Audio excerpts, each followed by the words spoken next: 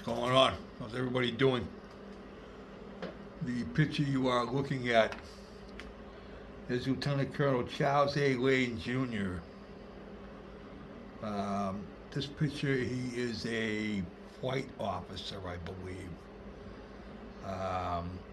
Little biography of this gentleman. Lieutenant Colonel Charles A. Lane Jr. He was born on June 2nd, so his birthday is coming up. Funny, he's born the day after my mom. My mom's June 1st. June 2nd, 1925, and he died in November 8th of 2013. Class of 44-H-SE. I am not sure what that means. Graduation date of 9/8/1944. So he's about 19 years old right now, as you're looking at him. The unit he flew in the 99th Fighter Squadron. Excuse me. He flew in the 99th Fighter Squadron of the 332nd Fighter Group. His service number was number T-66-143. Lieutenant Colonel Lane, retired, was born on June 2nd, 1945 in St. Louis, Missouri. He attended Harriet Beecher Stowe Teachers College. He would talk about growing up in the 1930s, St. Louis, a boy who dreamed of the sky at a time when discrimination clipped the wings of other dreamers. He was obsessed with airplanes, folding them out of paper, building them out of wood, or a modeler. Pedaling his bike some 18 miles each way to watch them at Lambert Field. Lane once sweet-talked the pilot there into taking him for a spin after cleaning the plane's wheels. After the war started, the Army Air Corps eventually beginning training blacks to fly, and Lane signed up.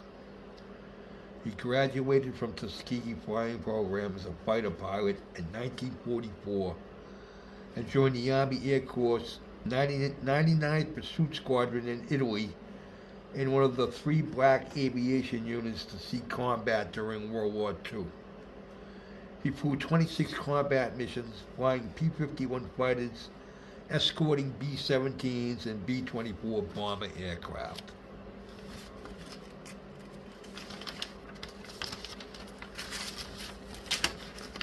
Bob Rose, a retired Air Force captain who runs Tuskegee Airmen Inc. of Nebraska, said it wasn't just the blue-eyed Germans who were surprised to see Charles Lane in the cockpit. Most of them were not aware, said, of U.S. bombers. They were very shaky about having blacks protect their flank. The general consensus was blacks couldn't fly, and even if they could master the airplane, they wouldn't have the guts. That attitude changed because Tuskegee pilots were so good at their job. If it was sweetly ironic being a black pilot fighting the Nazis, it had been bitterly ironic being a black fighter pilot in still segregated military. Wayne once spent the night in a Nashville, Tennessee jail, accused of impersonating an officer. He once escorted Nazi prisoners to a dining hall and saw that they had better accommodations than he did. After the war, Wayne would later say he sometimes felt more at home in Europe. The way we looked at it, we were first-class citizens in the air, second-class citizens at the base, and third-class citizens of the community, Wayne once said. Lieutenant Colonel Wayne dedicated 27 years of service to the U.S. Air Force flying fighters. Lieutenant Colonel Lane dedicated 27 years of service to the U.S. Air Force, flying fighters, transports, and the B-52.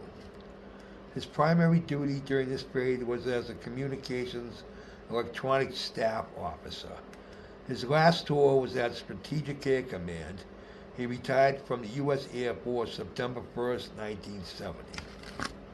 In civilian life, he became a staff member of the Omaha-based poverty program, Greater Omaha Community Action. He directed and managed this program from 1970 through his retirement in 1992.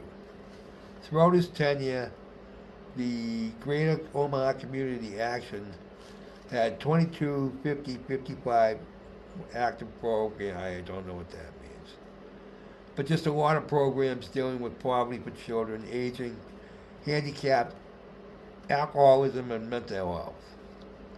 He was a member of the Tuskegee Airmen and was a board representative of the local chapter of the Tuskegee Airmen Incorporated National Board of Directors. He was also affiliated with the Civil Air Patrol and served as Civil Air Patrol Squadron Commander. This unit served predominantly the North Omaha area. So there he is. That's this man's story.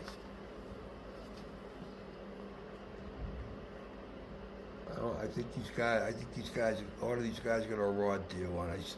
You know what I mean? We all know how it works over in this country.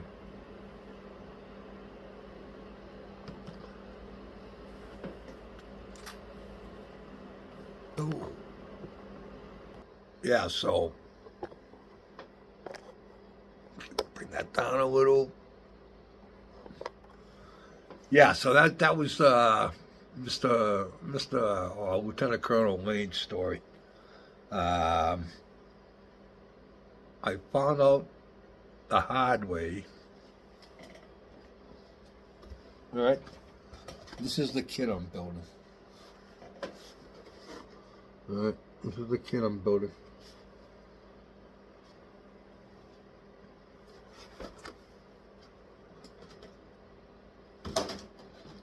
Getting ready to put the last section of wings on.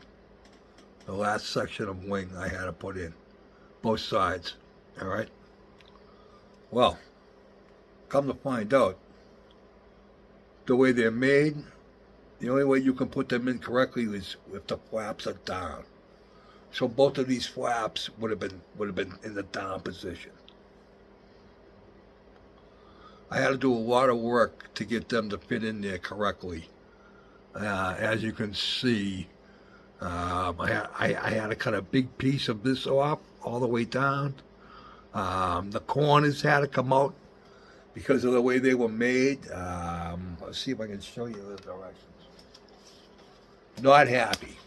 Not happy to find that out at that point in time. Yeah, these pieces right here. These two pieces right here. Alright? The only way they'll go in is if they're down. They won't go in any other way. And the only way to fix them is you have to literally cut almost all of this inside part off, and a big whole piece of this has to come out. Not happy. And to find out at that moment in time, again, there's no other way of building them. There's no other way of building them. So I had a lot of work to do. So I'm hoping that I've got everything fixed. Tomorrow, everything gets painted silver. Well, it's some kind of silver, because the whole plane is silver, except for the back end of like from here back is this whole piece back here at like an angle is all going to be red. This whole thing is going to be red. Everything else will be silver. It's got a red nose, and I believe there's a checkerboard pattern around this front piece here. Don't quote me on that. I gotta look. But that's what we got. So I got everything else done. I got all my we got our prop. I just gotta measure out from the end on each one and put a piece of tape, and then everything else is gonna be flat black. But that's where we are. That is where we are.